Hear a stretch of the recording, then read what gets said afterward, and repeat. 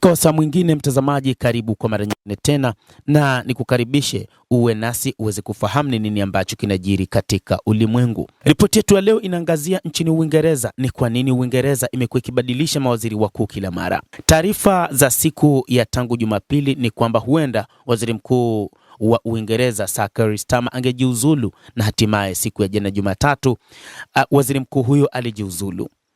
Na historia ya kisiasa nchini Uingereza katika miaka hivi karibuni inaweza kuelezwa kwa takwimu chache tu. Ndani ya kipindi cha miaka 7, nchi hiyo imekuwa na mawaziri wakuu 5 na hakuna hata mmoja aliyemaliza muhula kamili wa bunge. Katika kipindi hicho kumekuwa na mawaziri 7 wa mambo ya nje, mawaziri 6 wa fedha na makatibu wakuu 4 wa serikali.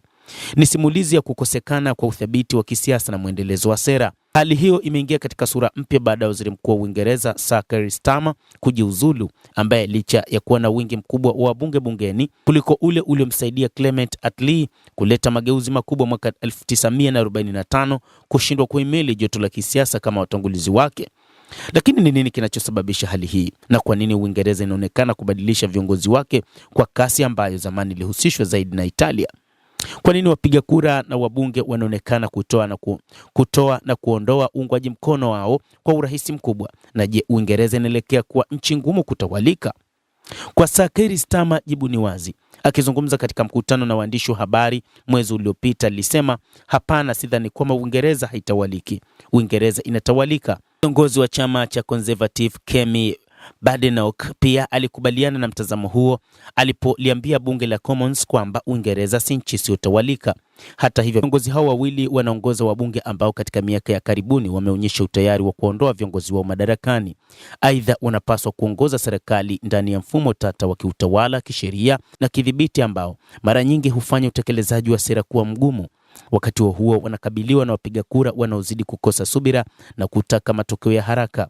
Lakini je, huu ni wakati wa misukosuko ya kipekee katika historia ya Uingereza ambao umewaacha viongozi wakikumbwa na mawimbi ya matukio yasiyoweza kudhibitiwa? Au je, mivutano na misukosuko inaendelea Westminster inaakisi matatizo ya kina kimfumo ndani ya kisiasa katika Uingereza? Wachambuzi wengi wanaamini kuwa changamoto zinazokabiliwa na viongozi wa leo ni matokeo ya matukio makubwa yaliyotikisa dunia katika kipindi cha hivi karibuni. Miongoni mwa matukio hayo ni mdororo wa kifedha wa mwaka 2008, mgogoro wa Brexit, athari za janga la COVID-19, vita vya Ukraine na msukosuko wa nishati uliosababishwa na mzozo huo, pamoja na athari za kisiasa na kiuchumi zinazohusishwa na rais wa Marekani Donald Trump. Changamoto hizi si Uingereza pekee. Serikali nyingi barani Ulaya zimejikuta zikikabiliwa na uchumi dhaifu na wapiga kura wanaotaka matokeo ya haraka. Hannah White, mkurugenzi wa taasisi ya serikali Institute for Government, anaamini kuwa tatizo si kwamba Uingereza haitawaliki, bali ni kwamba vyama vya siasa vimekuwa vikitoa viongozi ambao hawana baadhi ya ujuzi muhimu wa uongozi katika kipindi ambacho migogoro imekuwa ikitokea kwa mfululizo. Wachambuzi wengine wanasema kuwa mfumo wa kisiasa nchini Uingereza bado unampa waziri mkuu mwenye wingi wa wabunge mamlaka makubwa ya kutekeleza mabadiliko. Kwa maoni, wanasema kushindwa kutumia mamlaka hayo ni tatizo la uongozi zaidi kuliko dosari za kimfumo. Wengine wanasema mawaziri wakuu kadhaa wa Uingereza wanaamini kuwa baadhi ya viongozi wa hivi karibuni akiwemo Boris Johnson, Liz Truss na Keir Starmer hawakuwa na uwezo wa kisiasa unaohitajika kwa nafasi hiyo, wala unyenyekevu wa kutafuta msaada unapohitajika. Hawakuwa na ujuzi unaohitajika, pia hawakuwa tayari kuwashirikisha watu wengine wenye uwezo. Wachambuzi wanasema kuwa mawaziri wakuu wa zamani walikuwa na washauri na walezi wa kisiasa waliosaidia katika maamuzi hayo. Hata Margaret Thatcher alikuwa na Willie Whitelaw kama mshauri wake.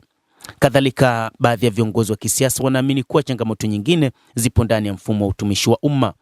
Keir Starmer mwenyewe alikiri mbele ya kamati ya bunge mwaka uliopita kuwa mara nyingi amekuwa akikatishwa tamaa na ugumu wa kutekeleza maamuzi ya serikali, akisema, kila ninapojaribu kusukuma sera mbele ninakutana na kanuni nyingi, mashauriano marefu na taasisi mbalimbali zinachelewa utekelezaji. Kwa upande mwingine, baadhi ya watumishi wa umma wanadai kuwa mara nyingi mawaziri hushindwa kutoa maelezo ya wazi kuhusu kile kinachotaka kutekelezwa. Endelea kutufuatilia mtazamaji, na nikusihi usisahau kulike, usisahau kucomment, kadhalika usisahau kusubscribe channel yetu hii ili upate habari hizi kwa mapana kupitia The World News. Naitwa Damu Hussein.